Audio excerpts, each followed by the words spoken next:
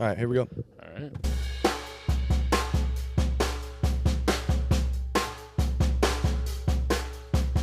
We welcome you to a little March Madness edition of the Flags and Whistles podcast. And today, we've got a special guest. No Elias today. We've got Aidan Leary. Yeah, Aidan Leary. I play rugby here. I do a little bit of broadcasting with you and Teddy, who was your last guest, and Elias as well, here and there. I've called one or two. But you asked me to do this a couple days ago, and I said, let's do it. Sounds like fun. Talk a little bit of basketball. I think we talked yesterday about it. I think it was. It was. So we're here doing it. You know, normally the Flags and Whistles podcast is about soccer, specifically the Premier League, and NFL.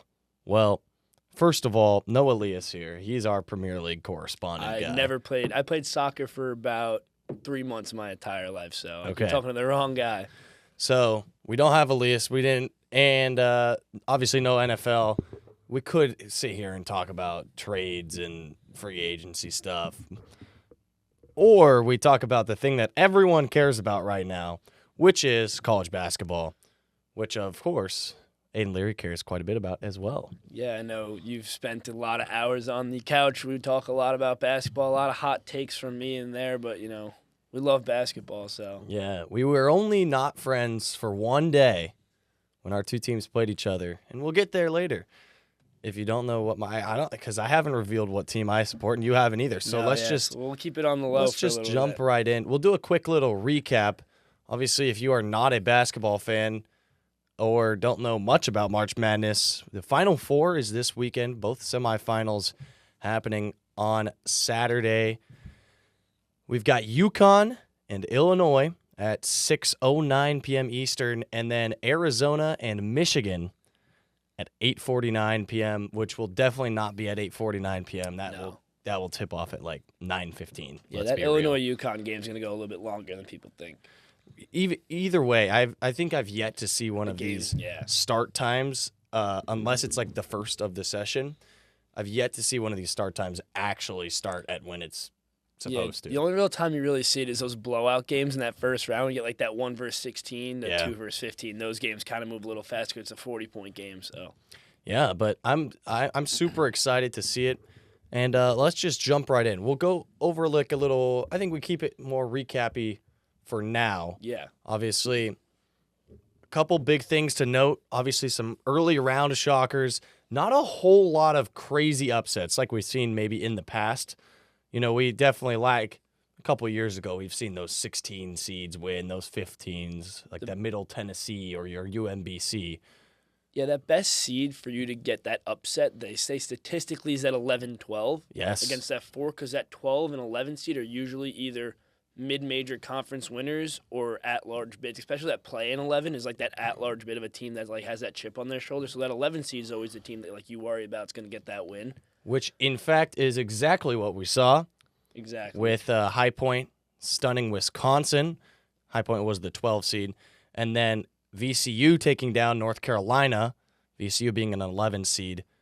That was interesting, and I really wanted High Point to win that second game. Yeah, High Point's they're competitive, and when you get those seeds from those conferences that aren't like those big earners, like that conference, like you get some of these like mid-majors, like St. Louis is in that mid-major conference where those teams they're very effective against those major schools. They book all those major schools for their non-conference games.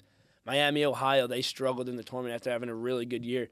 They're one of those teams that like this next year we need to see them book some of those major schools, put themselves out there more because they lose one and they get a play-in. But like you find these teams, those 11, 12, 13 seeds that are competitive basketball schools, and we saw it with High Point. Like they play basketball the right way. They do all the right things right. You'll see those teams that they play fundamentally correct.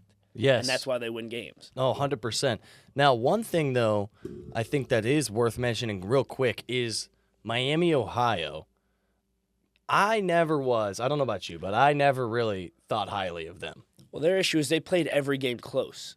You know, they're one of those teams that played everybody 5, 6, 7 points. And when you're undefeated, it's impressive to never lose a game. But it's not impressive to win every game by a nail biter. They're playing teams that had 5, 6, 7 wins and just never were getting those 20-point wins.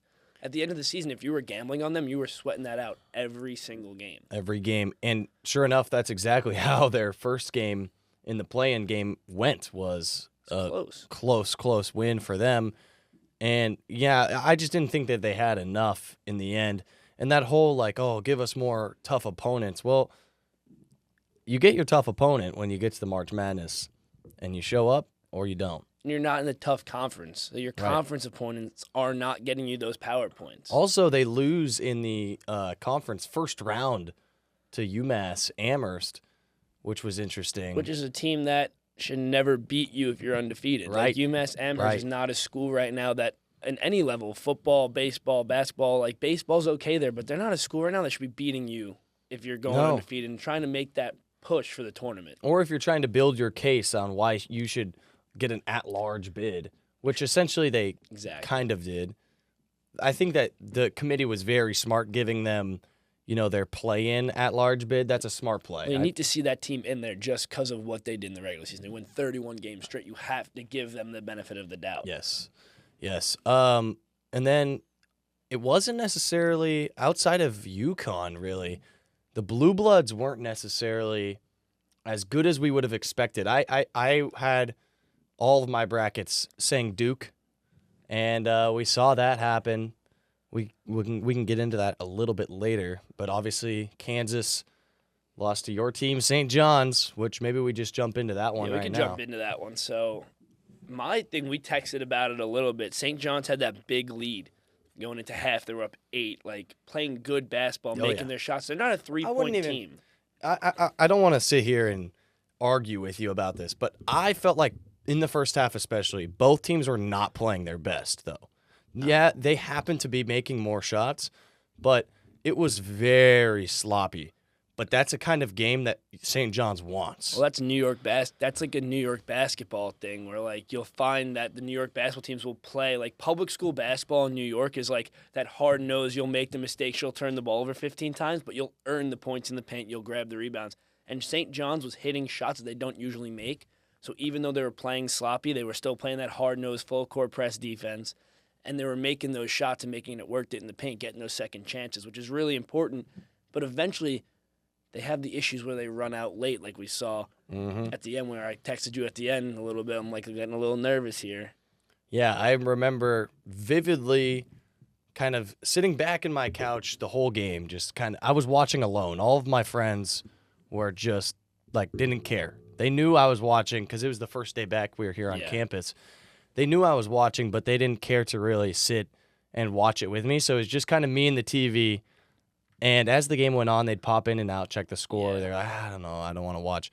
And then the last 5 minutes, I'm pacing. I'm standing up, like nervous as all get out. I'm calling my buddy Connor back home. Connor probably is not listening, but I'm calling him like every media timeout. I'm like, dude, I don't know what's going on, but I didn't think that the key to winning that game was having, outside of Darren Peterson, they needed actual production from other players. They never got it. And we never got it. And quite frankly, Melvin Council Jr. is one of my favorite players to watch. And when we sit there and we watch, he's one of my favorites too. Exactly. And he's a guy that shows up or he doesn't. And he had not been showing up the last couple weeks. And I kind of had a feeling if he doesn't show up, it's not going to end well. And sure enough, came down to the last play of the game. But I felt like that was kind of an interesting sequence of events. So the way they got there was weird. I was sitting with my dad on the couch. My dad is going to be listening, so he knows this. Okay. I'm stressing out. I'm running around, jumping up and down. Patino gets in this situation where he gets that late lead, and we've seen it in a lot of games. We saw it in their loss to Duke, where they run this really bad perimeter motion, and they don't get the ball inside, and they take their time. They take their clock down, and it kind of bit them in the butt there late against Kansas, where it went from like a 14-point game, 12-point game to a 2-point game to being tied to go to this, that, thinking about overtime. They got kind of lucky with Kansas, that Kansas allowed them to play with the ball in the backcourt, earn those fouls, and not let more clock run off. And then you get lucky with Darlin hitting that shot. He didn't have a great game. He was 1 for 5, 0 for 4 from the 3, only 4 assists. He played 18 minutes, but he hit it when it mattered. But it wasn't a good St. John's win. Like, it wasn't one that you're going to think about, like, Yeah. oh, that one put us in the Elite Eight. Like, it's not something that I'm very happy about. Well, when you really break it down, though, it was kind of a chess match between two of the greatest basketball coaches of all time. You've got a minute or so, I believe, on the clock. The game is tied, 65-65. The game's tied. There's a minute on the clock, and KU only had one, maybe two fouls the whole half, which was crazy because in the first half, they sent you guys into the bonus like in 5 minutes. So they had a lot of fouls to give. And you don't really see this happen very often at that point in the game, especially when a team was down for so long. Exactly. And Bill Self played an interesting card here, and he decided to let St. John's inbound the ball a bunch and then foul, and then let them inbound and then foul. Well, it ended up they kind of left too much time on the clock. They didn't let enough run off early. So those first couple Yeah, it of was fouls, the first one they fouled quick. They fouled quick, and you saw Self was kind of getting into it on the court. He was like, let more time run off, because if you get those like 3-4 fouls and there's only 3.5, 4 seconds left, now you go quick. You only leave a second and a half for a guy to get one dribble and pull up, and St. John's didn't advance.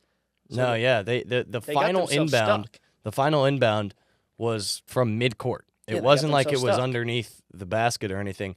My other thing, and this is the last thing I'll say about KU, is that you do all of that work to put whatever it was like 7 seconds on the clock. Maybe it was like 3. Yeah, it was like 5.5, I think. Just enough to get down the court, I think. So you do all that work, and rather than just packing it in the paint, that's my thought. Exactly. It's a tie game. So obviously any team's going to prefer to shoot an easier shot, which would be obviously in the paint. So you do all that work. Why don't you just put your two bigs in and just have them stand in the paint? Have your guards just kind of guard the perimeter enough, but you don't like necessarily. Like, if I'm playing defense right there, I would way rather have St. John's shoot a 3 than have an easy layup, which they had. And my mindset there as well was, as soon as Darling started to beat the defender, get a hand on him, force him to take a free throw one. Like, he's taking a 1-and-1 there. And then you might have a chance with 1 second. You have a little bit of time left. Like, you let him have a lane. You gave him a relatively easy layup. And, that was kind of it, so. All right, so we kind of talked about our two teams and what we kind of saw, and probably our favorite game to watch. Obviously, at the end, wasn't my favorite game, but was probably one of the best games to watch from a neutral perspective as well. Obviously, a lot of other good games. If you haven't taken a look at those, go ahead. They're all on YouTube. They're worth watching. That UConn-Duke game, we'll jump in really quickly. We've got 10 minutes here. UConn-Duke, probably not the best shot in March Madness history. You can't necessarily say that. No, but it's one of them. It's probably top 3. It's one of those comebacks that you're going to remember. A comeback that had never happened. So, Duke led by 19 points in the first half, 44-25. Historically, number 1 seeds were 134-0 when leading by 15-plus points. Which is an insane stat right there. Insane stat. Now, 134-1 because UConn did everything they could, and with 0.4 seconds left, a freshman, Braylon Mullins, drained a 35-footer. Just pulled up. And it was really Duke's fault in the end. It was. They didn't play smart. It got into that situation where if you're in that press in that spot in the center of the court, obviously you don't want to bash on Boozer too much. He's an 18-year-old freshman. You're never supposed to throw the ball over your head. Eat it. You might get the foul. If not, you're still leading. You take the 10-second violation. You make them have to go from a set play. They really didn't have a timeout. And Braylon Mullins, he's a freshman, but this is a freshman that has NBA potential now. 12 points a game, 3.4 rebounds, 1.5 assists. You put that ball in the hands of a 6'6" guard who makes those shots. He's a 44% shooter from the field. So it just wasn't smart. It wasn't a Duke team that we've seen with all that experience. It was an inexperienced play by inexperienced players in the tournament. Yeah, and I kind of saw this coming too. I felt like Duke just kind of didn't show up exactly. I mean, we saw it in the first round. They were the only 1 seed that didn't blow out their 16 seed opponent. Exactly. I mean, it makes you a little bit worried when it comes down to it. But let's move into those Final Fours. Like we mentioned earlier, UConn and Illinois, and then Arizona and Michigan. So we'll start with the Illinois-UConn game. I personally am big on this Illinois team. You know, I just looked through their stats. They're such an even team. They have depth 1 through 7, 1 through 8, and they have those pieces that really help. I look, you know, a lot of hard to pronounce last names. You got to give a lot of credit to Illinois. They go out and get those international Balkan players. They have Petar Stojakovic's son, who's averaging 14 a game. They have, I can't even say the last name, Ivisic, whatever. Both of those brothers are averaging between 10, 6.5, 10 points, but they're getting rebounds. Like, this is a team that's complete. They play the game right. They have big men that do their jobs. They have guards that do their jobs. And everything complements each other well. They're a fundamentally good basketball team, like I was saying about those other teams. And UConn has played from behind a lot of the tournament. They had good wins, but they have had times where they've had to catch up. And I think this UConn team is going to be tired. Yeah, it'll certainly be interesting. Now, one quick thing, just funny. I didn't know this until during the ECAC tournament, and I can't remember if you were with me when I found this out. Keene State, fun fact here for you. Coach Stephen Enright was actually Dan Hurley's assistant early on. I think. Was it at Wagner? It was at the school that was in Rhode Island. I can't remember what school it was off the top of my head. Go ahead, Aidan Leary. I'll look it up. Looking it up. Me personally, while you look this up, as a guy, I see the similarities between Dan Hurley and Steve Enright. There's a lot of similarities. At Rhode Island. There you go. At Rhode Island College. Rhode Island College. Yeah, RIC. University of Rhode Island. URI. University of I was about to say. I didn't think that he was at Rhode Island College. But So, fun fact there for you. There's a little bit of a connection between Keene State and UConn, which I think is interesting. UConn, I don't know. I think that game's more of a toss-up than the second game, in my opinion. I don't care who wins. I like to see the UConn fans sad. I don't like Dan Hurley. I can't say I'm the biggest Dan Hurley fan. However, I think he's a mastermind when it comes to basketball. His brother's one of the nicest guys. His father is one of the best coaches in New Jersey basketball history, maybe high school basketball history, and he could win a game by 30 and he's still not satisfied, which is good, but eventually it's like, come on, man. You're winning games. You're coaching a top 10 team consistently. Now, here's one thing for me, is I kind of lost my train of thought. Oh, you only see what the media shows you, and that is one thing. Okay, so if we bring in Steve Enright right here, right now, to talk about Dan Hurley, what does he say? You know what I'm saying? You bring in one of the players off camera, talk to that guy. Yeah. Because I've seen those I'll tell you what clips. Enright will say, though, just because he kind of gave Enright his start, because Enright was kind of straight out of college, I guess, then. So he's going to say it's kind of like you get a lot from a guy like Hurley. Hurley's great, and Enright was the assistant director of basketball operations in 2013 at URI, actually, and he was an assistant. If you look it up, he's actually like their assistant when it comes up on Google when you get that whole AI overview. But he's going to say it's the guy who gave him his start in that Division I basketball that helped him be a head coach in Division III basketball. So he's probably a very selfless guy, but on the TV, I'm just like, come on, man, you're up 30. I mean, he's a very animated character.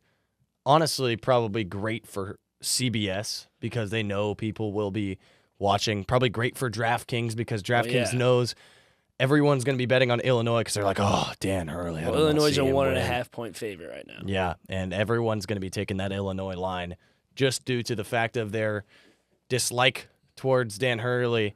Now we move to Arizona, Michigan.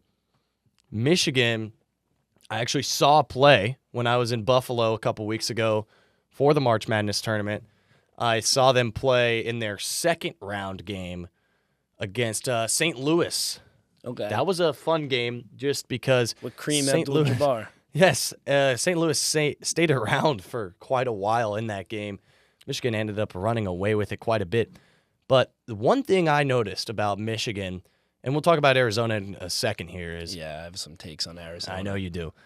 One thing I noticed about Michigan is their size. And if my mom's listening to this, she'll agree, and that's kind of a point she made, was when you look at their team, like physically, compared to their opponents, they are so significantly just bigger dudes. There's always been a physical team. Physical team, big dudes. Like our team with Jalen Rose and all them, they were just a physical basketball team, and Michigan's kind of kept that brand of being like a downhill, down your throat basketball team. Right. So I think that'll be interesting. And then we've got Arizona, who I think is a little bit fraudulent, quite frankly. Well, they have, like, Braden Berries is an unbelievable guard. He's their best player. Koa Pete's going to be a top 10 pick in the draft. You know, I just look at these names. They have a good support cast, but like you said, they're not extremely physical. Like, Krivas is a big guy, but if you ever watch him, like, get into it, he's not very intimidating for a 7'2" big man, 7'1" big man. Like, he just doesn't scare me if I'm going into the paint. So, I mean, you're going to see this Michigan team play that aggressive brand of basketball. You're going to see them go downhill. A big guy I'm a fan of, you know, when I look at this Arizona team, he's a New York City guy, played at Stepinac. Tobe Awaka played originally at Tennessee. He's a 9.5 point player. Gets the block, gets the rebounds, doesn't turn the ball over, and 58 from the field. So you need guys like that kind of fly a little under the radar with their numbers. You know, it's a almost double-double big man, but, like, let Krivas do all the banging in the paint and let Awaka come be that physical offensive force. And I think Arizona's going to pull it out, but at the end of the day, I'm an Illinois guy all the way here. Yeah, so then I guess we've got 5 minutes here. Let's move in. If we say Arizona wins that one, I think the Michigan will. Arizona wins that one, and then you've got Illinois facing Arizona. Let's make it quick here. A little prediction. Who do you think comes out in the end? Illinois. I'm just on Illinois here. They're very similar teams, Arizona and Illinois. Illinois obviously has that Balkan five. They both play very smart basketball. They both play that finesse basketball. They're not going to beat you physically. They're going to beat you mentally. They're going to beat you with skill. So I think Illinois meets them by 10. I would be interested to see. I think that would be probably the most desired matchup. It would. No one wants to see Michigan in there. I grew up a Michigan State fan, so absolutely not. UConn, same thing. Arizona, not a team that you see in the Final Four extremely often. Not often. They're always successful, but they're never there. And then Illinois, definitely not a team you see in the Final Four. Which is what makes them so desirable. Which makes it more fun, exactly. To a basketball fan, when your team loses, that's the team you want to see. And you want to see that little underdog story. Right, no, 100%. Now, last point here before we get off the air. Since 1997, no team, if you drew a line from the westernmost part of Texas, drew it all the way north, no team has won from that line anywhere west, to the west since 1997. Really? What team do you think did in 1997? 97 out west. That's not like I feel like it's like it's gonna be a random school. It could be. It could not be. It's not. Is it a Gonzaga team making a win over there in 97? No, I'm not sure because they haven't won. No team from that line to the west has won since 1997. I'm not sure. Arizona did it. Okay, so maybe Arizona comes back and does it again. Arizona, the only team of the four that is west of that line this year. When I think of like West schools that like just get me excited, it's like UCLA. I think like Bill Walton in 72 having that like insane 44-point game and like I'm a Grateful Dead fan. Yeah. He's a big Grateful Dead guy, rest in peace. But when I think of like if I want a team in the West to win, I'm going UCLA all the way. I would have loved to see UCLA make a little longer run. It's not their year, but they'll be back next year. They'll be back. I have a lot of faith. And so will we. Thanks so much for joining us here on the Flags and Whistles podcast. Aidan Leary, the co-host today. A lot of fun. I'm Carson Flake. Follow us on Instagram. We'll see you later.